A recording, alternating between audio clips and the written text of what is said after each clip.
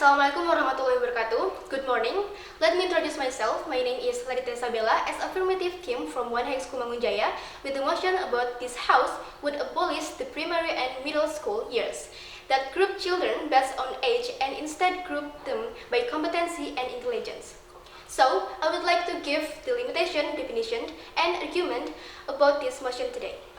I would like to limit my argument with removing grouping of children based on age to based on ability and intelligence at the elementary and junior high school levels. The definition about ability is the capacity of an individual to perform various tasks in a job. And intelligence is, especially linguistic intelligence, is intelligence in words processing, namely the ability to use words effectively, both orally and writing.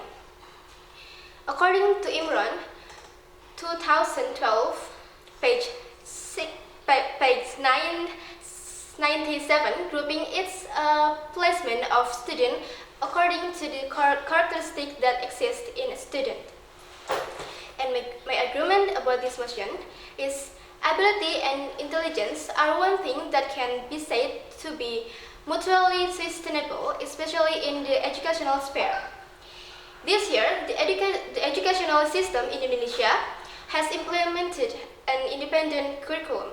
What exactly is an independent curriculum?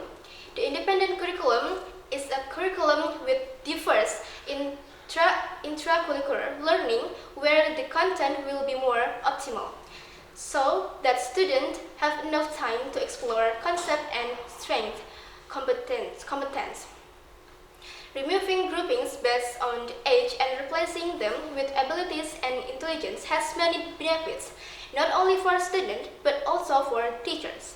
By grouping them according to ability and intelligence, it will be easier for teachers to educate based on understanding of students who have been grouped according to ability and intelligence.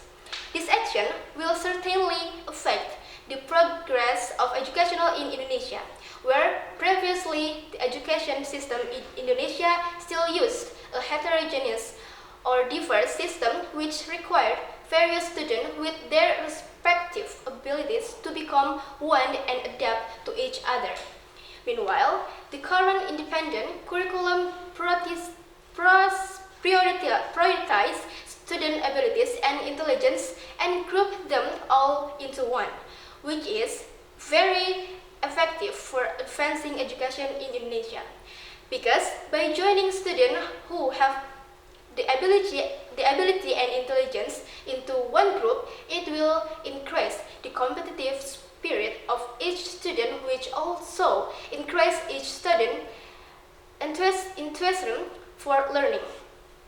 At the elementary to middle school levels, it can certainly be very useful and have a big positive influence on the development of Indonesia education, especially when they enter high school, where at this level, the abilities and intelligence of each student are really needed, both to find interest, talents, and identity themselves with a competitive spirit of learning.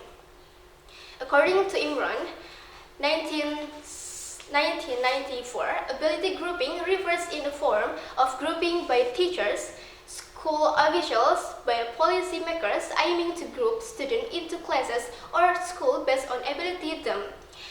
Chung and Rudowicz 2003, implementation of ability grouping puts students on presumption that clever boy must join the child, clever and less intelligent children should join the less intelligent children. Smart and less smart selection done through report cards.